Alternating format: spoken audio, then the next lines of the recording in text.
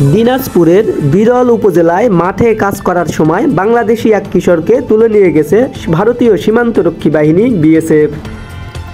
প্রতিবাদে ভারতীয় এক কৃষককে ধরে এনে বাংলাদেশ বর্ডার গার্ড সদস্যদের হাতে তুলে দিয়েছেন বাংলাদেশের কয়েকজন নাগরিক।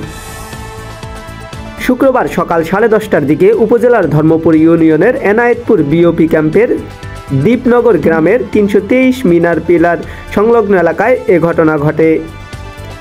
এ ঘটনার পর সীমান্ত এলাকায় উত্তেজনা বিরাজ করছে। এরপরে পতাকা বৈঠকে বসে বিজিবি ও বিএসএফ। বিকেল নাগাদ দুজনকেই ফেরত দেওয়া হয়েছে। ভারতীয় কৃষকের নাম নারায়ণ চন্দ্র রায়। তিনি পশ্চিমবঙ্গের দক্ষিণ দিনাজপুর জেলার কুসুমুন্ডি থানার পূর্ব মোল্লাপাড়া গ্রামের বাসিন্দা। স্থানীয় ইউনিয়ন পরিষদ সদস্য আবু সুফিয়ান সহ কয়েকজন সংবাদ মাধ্যমকে জানান, শুক্রবার সকালে আলামিন বাংলাদেশ সীমান্তের অভ্যন্তরে নিজ জমিতে কৃষিকাজ করছিল। এ সময় 6 জন বিএসএফ সদস্য তাকে মারধর করে টেনে হিঁচড়ে তুলে নিয়ে যায়। বিষয়টি জানতে পেরে দীপনগর গ্রামের কয়েকজন বাসিন্দা ভারতীয় এক কৃষককে তার জমি থেকে তুলে এনে এনায়েতপুর বিওপি ক্যাম্প সদস্যদের হাতে তুলে দেন। এরপর পতাকা বৈঠকে বসে বিজিবি ও বিএসএফ।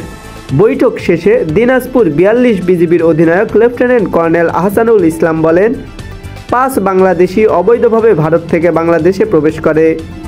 বিএসএফ আলামিনকে তাদের সহযোগী ভেবে ধরে নিয়ে যায়। বিষয়টি ভুল বোঝাবুঝি ছিল, আলামিনকে তারা ফেরত দিয়েছে। ভারতীয় নাগরিকের বিষয়ে তিনি বলেন, তাকেও বিএসএফের কাছে ফেরত দেওয়া হয়েছে।